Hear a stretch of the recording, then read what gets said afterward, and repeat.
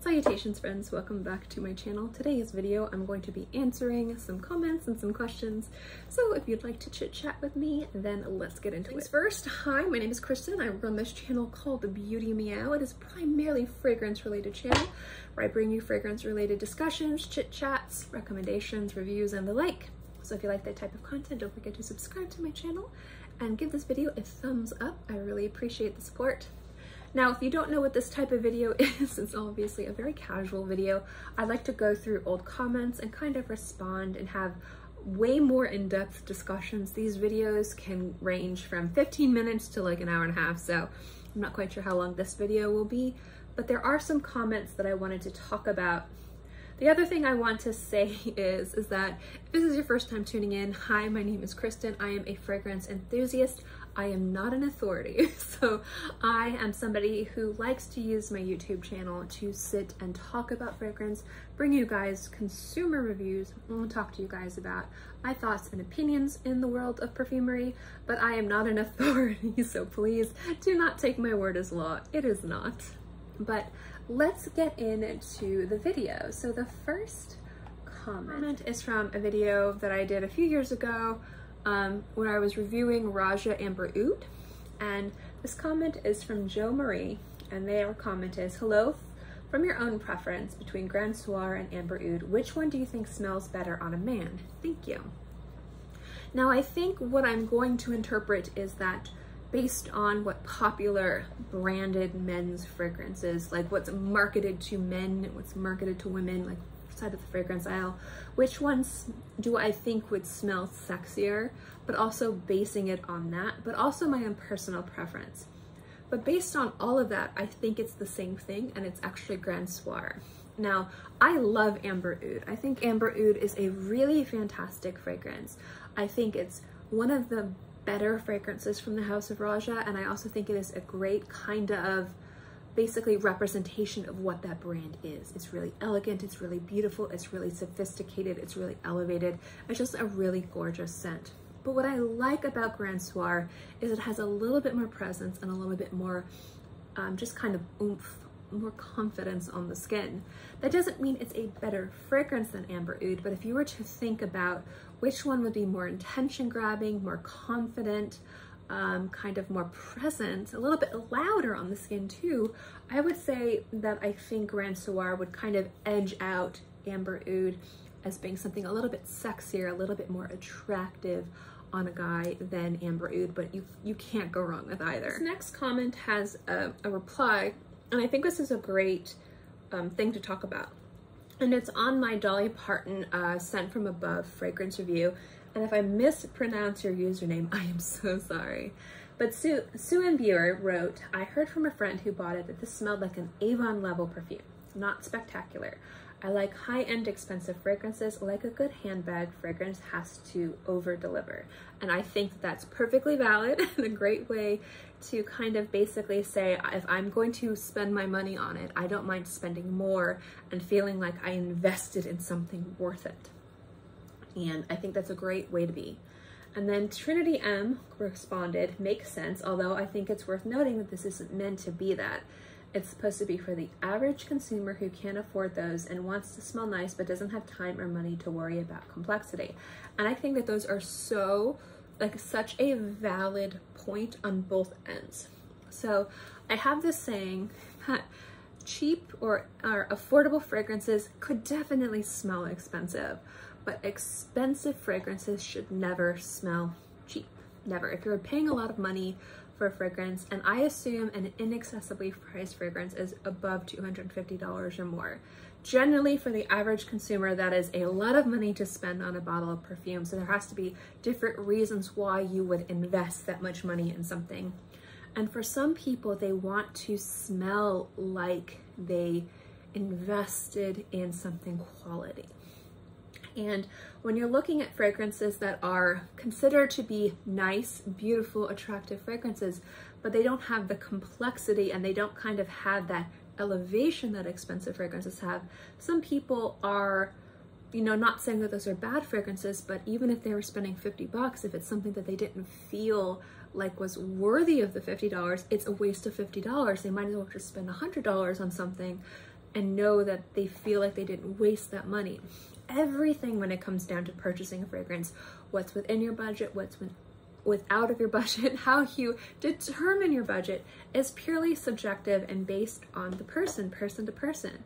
So I think that if somebody who says, if I'm going to spend money on a fragrance, I want it to over deliver, I want to spend more money and feel like I am getting everything that I want and more. And that could be presentation, that could be how it smells, that could be an ingredients, that could be a specific, you know, composition that they like, or a quality of a specific note. There's a variety of different reasons. And so I think that when we're looking at Dolly Parton's fragrance, nothing about this fragrance was supposed to be expensive. It wasn't designed to be an expensive smelling fragrance. It was designed to be an attractive fragrance. It was designed to kind of mimic how Dolly Parton herself smells, based on her glamour routine, based on her like hygiene in regards to like maybe shampoos and shower gels and body powders and lotions and her makeup. You know, this is how like she smells if you were to walk past her or to give her a hug. And that she's not saying you're going to smell like, you know, like you spent a lot of money, but you're going to smell feminine and beautiful and powdery and sweet and just very nice. And I think that the fact that the fragrance isn't priced expensive and wasn't marketed as expensive really kind of plays to Trinity's comment that this is for like the average person. This is supposed to be accessible to everybody. And so I think that yes, Dolly Parton's fragrance does not smell like an inaccessibly priced luxury scent. And if you want that, if that is a criteria for you even adding a fragrance into your rotation, into your fragrance wardrobe, then that's awesome. And there's nothing wrong with that.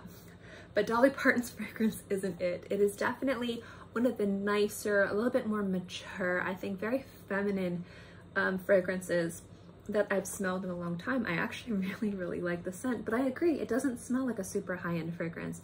And if that is something that is important to you, then that's fragrance not for you. So I definitely love this comment and I love the commentary because I think it's bringing a very valid point when it comes down to spending money on fragrances. Is everybody's gonna have a different criteria for setting up their budget for how they decide to add fragrance to their collection. And some people, they want to smell the quality. They want the presentation of the luxury experience because they wanted to over deliver on everything. And that is not a waste of money. That's somebody having standards. And some people, I'm not going to say they have lower standards, but they have different standards. Somebody might say, I love fragrance, but I wouldn't spend this much money on something. So it's a great conversation to have. It's a continuing conversation to have. And it's something I did want to bring up because I think both people have very valid thoughts about it. In every community, there's a back and forth. If you look at skincare, some people say, why would you spend, you know, $500 on a face cream when you can get one from, you know, e.l.f. or Oil of Olay for like 20, 30 bucks that works as well. And then other people say it the different way. Or if, you know, you look at watches, you can get a really beautiful, fantastic watch for 150 bucks. But some people want the artistry and the history and the prestige of certain watches. Same thing with cars, same thing with shoes and homes and clothing. This conversation of, is it worth this money based off of what you get, is a conversation that is on any great kind of segue. A different comment. This is on my Choose Love Me video, and this is from the Scented Executive, and her comment is, this sounds interesting to me. A fragrance doesn't always have to be super original to be pleasing and useful. Plus, love the bottle. Sounds like an easy to wear, beautiful fragrance. Thanks for sharing. And yeah, that's something that you have to kind of consider too. For some people, fragrance is like high art. And for some people, they just want something easy, something beautiful, something complimentary, something that they don't have to overthink about. And they also didn't spend a lot of money on, so they're not too worried about overthinking on it. And if you want to overthink fragrances, I overthink fragrances, so I'm one of those people. But I also like a variety of different scents across the whole spectrum of perfumery. So I'm also not the most discerning collector out there. I pretty much like everything. But I think that this is a very valid point. A fragrance doesn't have to be super original. And when I look at designer fragrances, I don't expect extreme originality. I just want it to be cohesive and to be smartly and properly thought out and not a cheap marketing ploy. So with Two's Love Me, it's a nice fragrance. I actually have been loving wearing it out and about.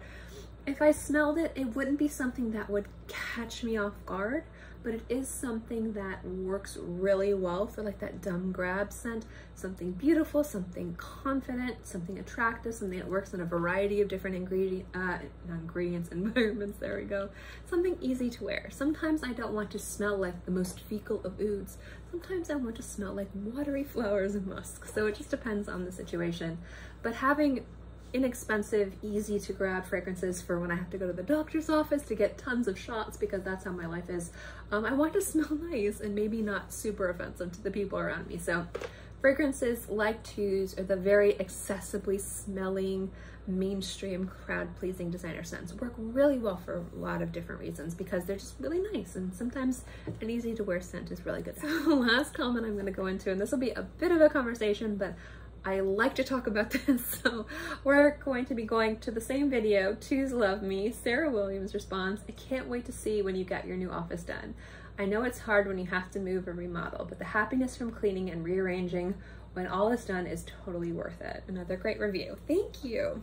So the reason why I'm going to talk about this is we're like in the third part of the stage. If you're wondering why I'm filming in this room and not in my other room, it's because the carpet's ripped up. Oh, there's holes in the walls. We're at the ugly stage of my remodel. It's not, it's not quite there yet, but I wanted to kind of update you guys and tell you guys what's been going on, and also explain a little bit about the decisions that were made in this room. Actually, we were going to film the entire process. So I'm gonna give you guys a little bit of background about me and what I do for a living, because people ask, and also it'll make sense when I talk about this room. So I have a very passive income. Most of my income is what I would just describe as royalties. I get checks from, I feel like, over a dozen different places every month for a past work that I did, or some little businesses I have set up here and there, little shops here and there where I get a little royalty payment, maybe a few $100 here, a few $100 there from different places, but like over a dozen. It adds up to an income. On top of that, I am a painter. So I do painting. Most of the work that I do my own personal work, and then I do a lot of commissions. I do a lot of lifestyle, portraits, pet portraits. I do a lot of, I love to paint wildlife. I love to paint birds and sharks and fish. One of my shark paintings actually went viral because somebody said it looked like a chin. And so instead of a picture of a shark, they used my painting, which is kind of funny. So I do that. I do what I would describe as ghostwriting, but for artwork. So I am not a very talented, overtly jack of all trades when it comes down to graphic art and design. I'm not. But I do graphic art very roughly. I describe it as someone being a ghostwriter writing a book for somebody who's maybe not a writer. The other thing is that doing these kinds of projects where I'm kind of more of a ghostwriter, the people that I work for, and I can't say who because there's NDAs in place for a lot of this stuff, they have their own specific teams that clean up and do the real work in regards. So it's kind of like, if you know how like comic books are written, you have the people who do like the rough draws, the pencilers, the inkers, the people who do the color, and the people who add the pizzazz. I'm like the very first person. So when people hire me, they want my flavor of drawings, but they have their own criteria for finishing, coloring, or using it across their different properties. Or, you know, I've had my work on the runway, I've been on book covers, I've done a lot of different things. I have artwork in a marsh in Australia. I do a lot of different work, but it's all very like basic, and then their teams do it more, but they want to work because they like the style that I have. So it's the best way that I can say it without kind of going too much into NDAs.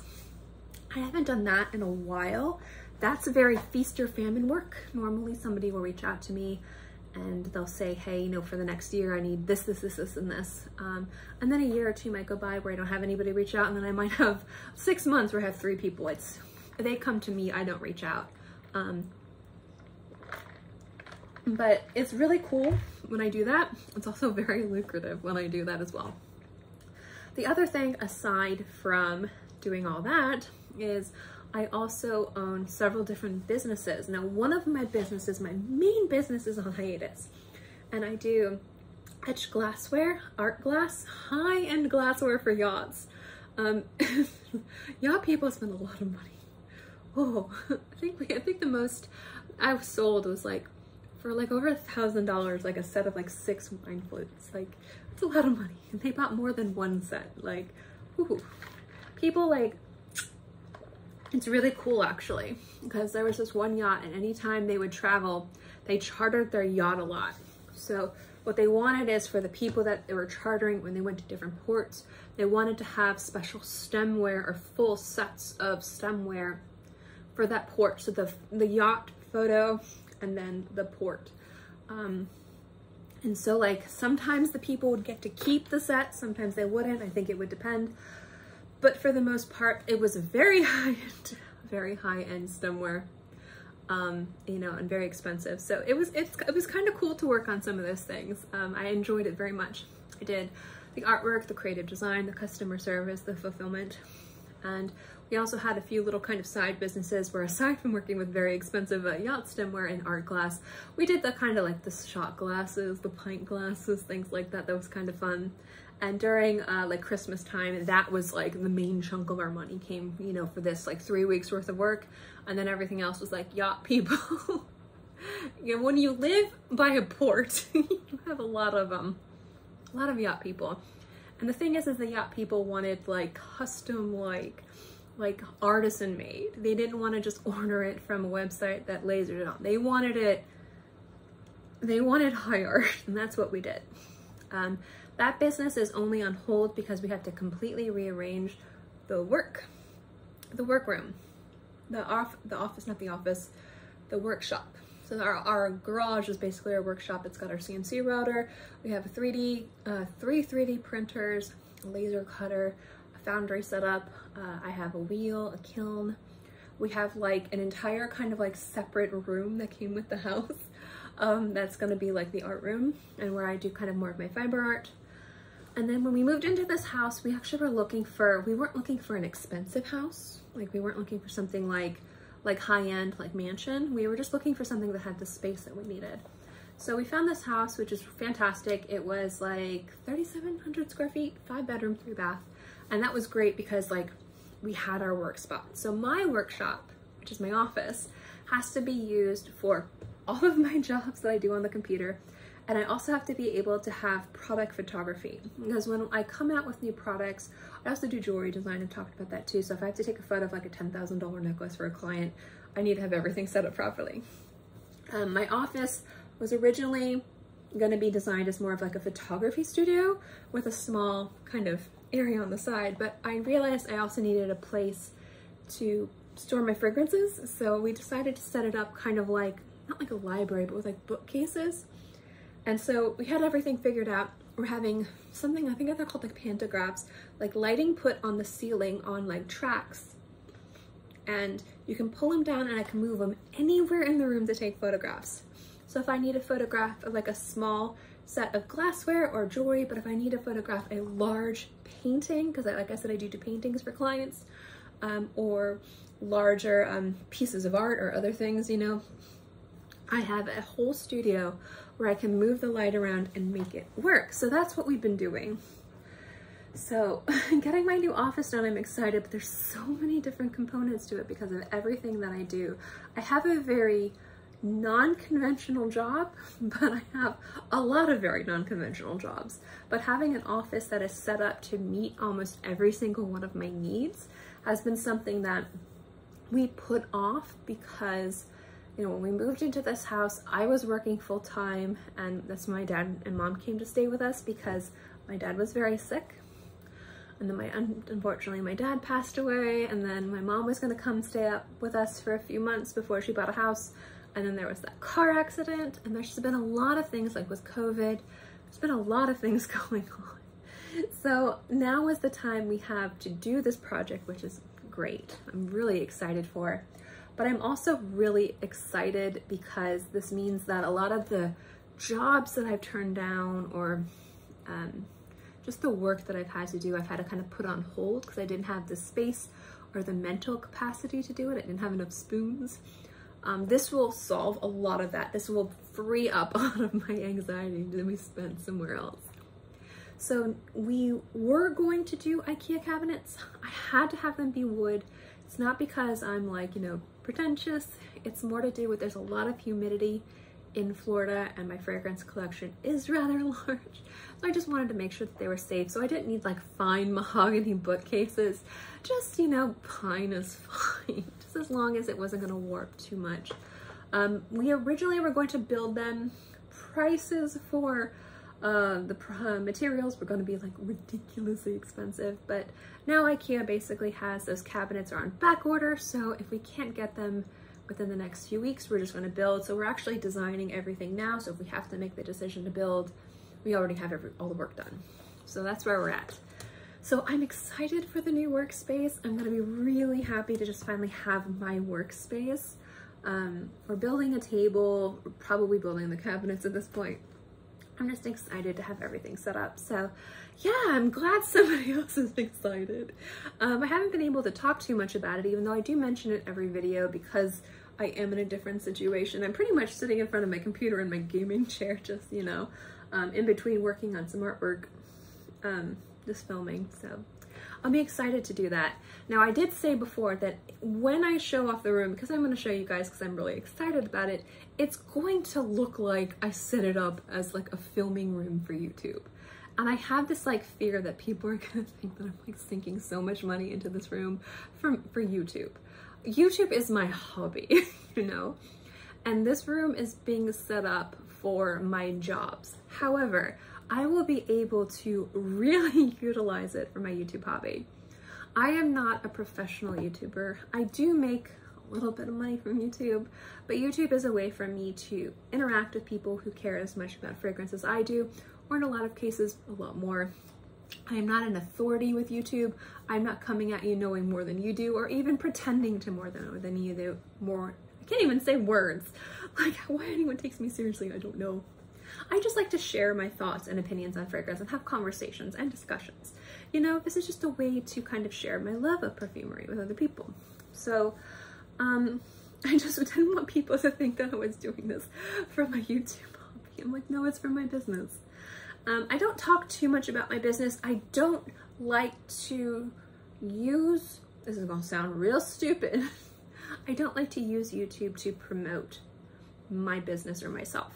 I am given a lot of opportunities to promote things that are given to me for free. I do have affiliate codes at certain places, not every place. So I do utilize YouTube to get a little bit of extra money or to help fund my perfume addiction. But I don't want to sell you things. I don't want to say, here's the shop, here's how you can commission me, here's how you buy this, here's where you go for that. I don't want to do that. My thought is if I do anything that is fragrance related, then I don't feel so bad about doing it on my channel. But I'm not gonna like hawk things on my channel that I don't think at all relate to the conversation or theme. You guys ask me questions about skincare. I like talking about skincare. I might throw in a skincare channel. I'm not going to promote things that have nothing to do. And I know I did roses and boxes, but I like roses and boxes. I actually love those things, but a lot of the work that I do is so separated from my fragrance hobby that it just feels disingenuous for me to link everything. So I don't really share too much about that part of my life with you guys because I don't think you guys care. I think you come here for fragrance, and honestly, I come here for fragrance too. So anyway, that's my little video talking through comments, talking more about my room. I'm so excited. And yeah, I hope you guys enjoyed this video. If you have any additional comments, commentary, thoughts, or critiques on this video, let me know in the comment section below. And as always, guys, thank you so much for watching, and I'll see you next time. Bye.